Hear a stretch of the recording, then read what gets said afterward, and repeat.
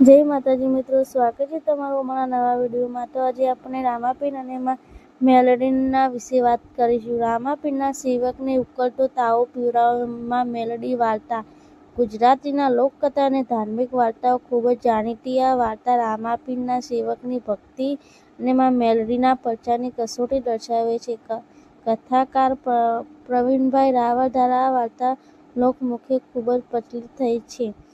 રામાપીરના સેવકને ઉકળતો તાવો પીવડાવવામાં મેલડી, ભક્તિ અને પરચાની કસોટી। કથાની પૃષ્ઠભૂમિ ભક્તનો વિશ્વાસ। એક સમયે ગુજરાતના કોઈ ગામમાં નાનજી નામનો એક ભક્ત રહેતો હતો। નાનજીનો આખો પરિવાર અને જીવન પ્રભુ રામાપીરની ભક્તિમાં સમર્પિત હતો। તે રામાપીરના અખંડ સેવક હતા અને તેમનો વિશ્વાસ અડગ હતો। રામાપીરના નામનો જાપ, ભજન અને આરાધના એ જ તેમનું જીવન હતું। ગામમાં તેમની ભક્તિની ખૂબ જ ચર્ચા થતી હતી અને લોકો તેમને રામાપીરના સેવક તરીકે ઓળખતા હતા। બીજી તરફ ગામની નજીકમાં આવેલા એક સ્થળે મા મેલડીનું પણ સ્થાનક હતું।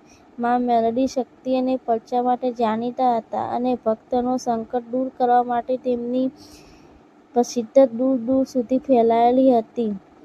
પરંતુ તેમની ભક્તિ અને સિદ્ધિનો મહિમા જાળવવા માટે તેઓ ઘણીવાર ભક્તોની કઠિન પરીક્ષા પણ લેતા।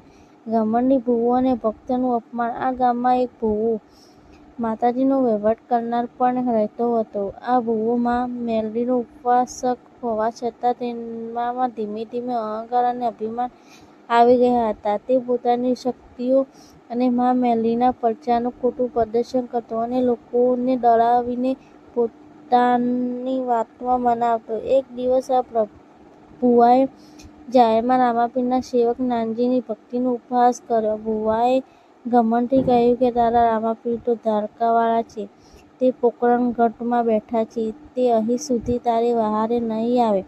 જો સાચો ભક્ત હોય તો મારો પરચો જોઈ લે, મારી મેલડીની શક્તિ જોઈ લે।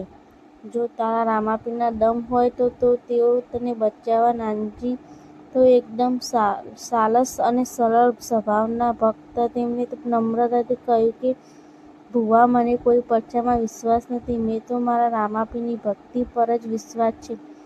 મારા રામદેવ પીર તો ભક્તોના પોકાર સાંભળવાના છે, તેમને સાબિત કરવાની મારે કોઈ જરૂર નથી। પરંતુ ભૂવાના અભિમાને હદ વટાવી દીધી।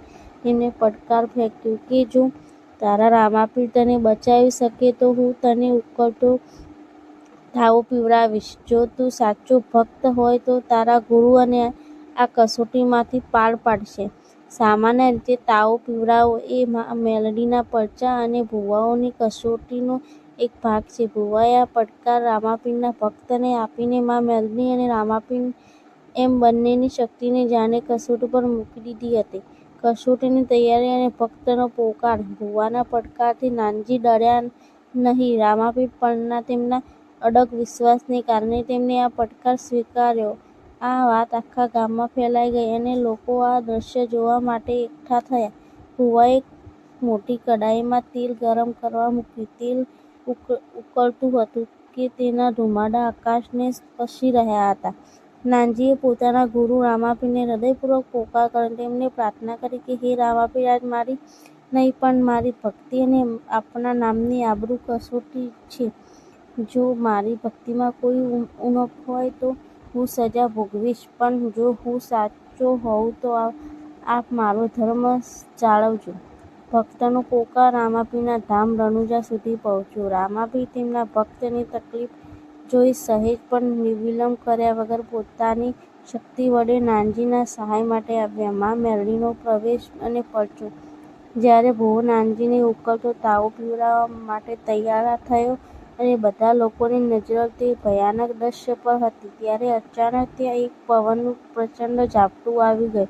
ઉકળતું તેલ શાંત થઈ ગયું, વાતાવરણ અને એક દૈવી તેજ પથરાયું અને ત્યાં મા મેલડી પ્રગટ થયા। મા મેલડી ભૂવાના અહંકારથી ખૂબ જ નારાજ હતા। તેમણે ક્રોધિત સ્વરે ભૂવાને કહ્યું, અરે અહંકારી ભૂવા, તને મારી શક્તિ પર ગર્વ આવ્યો છે? તું મારો ભક્ત થઈને બીજા દેવના ભક્તની કસોટી કરે છે અને મારા નામનો દુરુપયોગ કરે છે।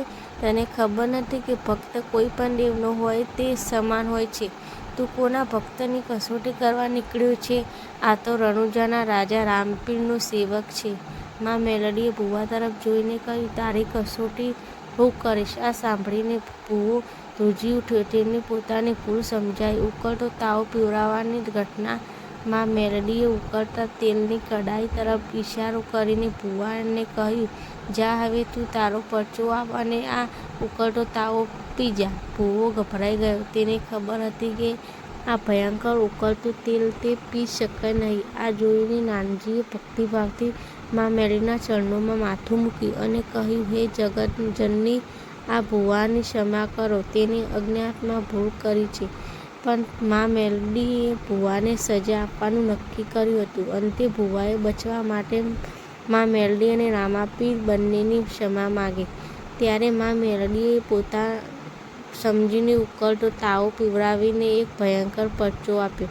આ સાંભળીને લોકો ગભરાઈ ગયા અને નાનજીને રામાપીરનું નામ લઈને માં મેલડીના હાથમાંથી તે તાવો પીધો અને તેમને કશું જ થયું નહીં. ઉકળતું તેલ તેમના માટે દૂધ સમાન ઠંડુ બની ગયું. આ જોઈને ભૂવો અને બધા લોકો આશ્ચર્યચકિત થઈ ગયા. નાનજીના મુખ પર દિવ્ય શાંતિ અને રામાપીરના નામનો તેજ હતો. સંદેશ અને બોધ. આ દ્રશ્ય જોયા પછી માં મેલડીએ પોતાનું રહસ્ય ખોલ્યું. અરે માનવી, આ ભક્તને મેં તાવો એટલા માટે પીવડાવ્યો કે દુનિયાને ખબર પડે કે સત્ય ભક્તોનો કોઈ ધર્મ કે જાતિ હોતી નથી. ભક્ત કોઈ પણ દેવનો હોય, પણ તેઓના પરચા અને વિશ્વાસની રક્ષા એ બધા દેવી દેવતાઓની ફરજ છે. નાનજીના હૃદયમાં રામાપીરનો જે અખંડ વિશ્વાસ છે તેના કારણે જ આ ઉકળતો તાવો તેનું નુકસાન પહોંચાડી શક્યો નહીં.